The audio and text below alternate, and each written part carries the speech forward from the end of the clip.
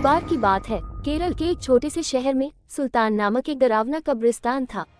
ऐसा कहा जाता था कि उस कब्रिस्तान में विभिन्न प्रकार के अलौकिक शक्तियां रहती थी। एक चांदनी रात को बिली, लूसी और रोहित तीन दोस्त कब्रिस्तान के किनारे पर एकत्रित हुए। अचानक उनको कब्रिस्तान से भयानक फुसफुसाहट की आवाज सुनाई दी। आवाज कहां से आ रही है ये देखने के लिए वे हाथ में टॉर्च लेकर सावधानी से कब्रिस्तान के गेट से अंदर घुसे। जैसे ही वे कब्रिस्तान में दाखिल हुए, हवा तेज चलने लगी। अचानक उन्होंने एक इंसान को एक मकबरे के पास टहलते हुए देखा। वो उदास और खोया हुआ दिखाई दिया, इसलिए बिली, लूसी और रोहित उसके पास आए और पूछा, कौन हो तुम और इतनी रात को यहाँ क्या कर रहे हो?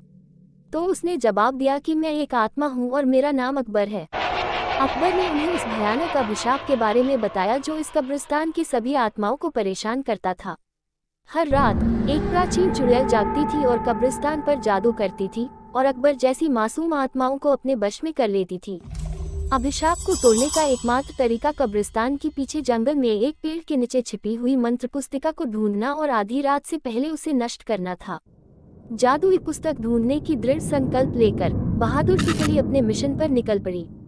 उन्होंने अंधेरे में मकबरों के बीच रास्ता खोजा जंगल में जाने के लिए, और इस बात का ध्यान रखा कि आराम करने वाली आत्माओं को परेशान न किया जाए। रास्ते में उन्हें बोल्स नामक एक शरारती छोटे कंकाल का सामना करना पड़ा, जो उन्हें जादू की किताब खोजने में मदद करने के लिए तैयार हो गया। वह कंकाल उन्हें एक पुराने आम के पेड़ के पास ले गई और कहा, इस पेड़ के पत्ते सब अपने पास रख लो। अगर ये पत्ता तुम्हारे पास रहेगा तो वह चुड़ैल तुम्हारा कुछ नहीं बिगाड़ सकती, और ये पत्ता तुम्हें जादुई किताब हासिल करने में मदद करेगा। ये कहकर वह कंकाल वापस कब्रिस्तान की तरफ चला गया। आम के पत्ते को अपने हाथ में लेकर तीन दोस्त जादुई किताब ढूंढने लगे। बहुत ढूंढने के पश्चात जंगल में एक झील के अंदर उन्हें चमकता हुआ कुछ दिखाई दिया। रोहित को तैरना आता था तो उसने झील के अंदर जाकर वह चमकता बॉक्स ले आया। जैसे ही आम के पत्ते को बॉक्स के ऊपर रखा, वैसे ही बॉक्स खुल गया और चमकती जादुई किताब बाहर निकल आई।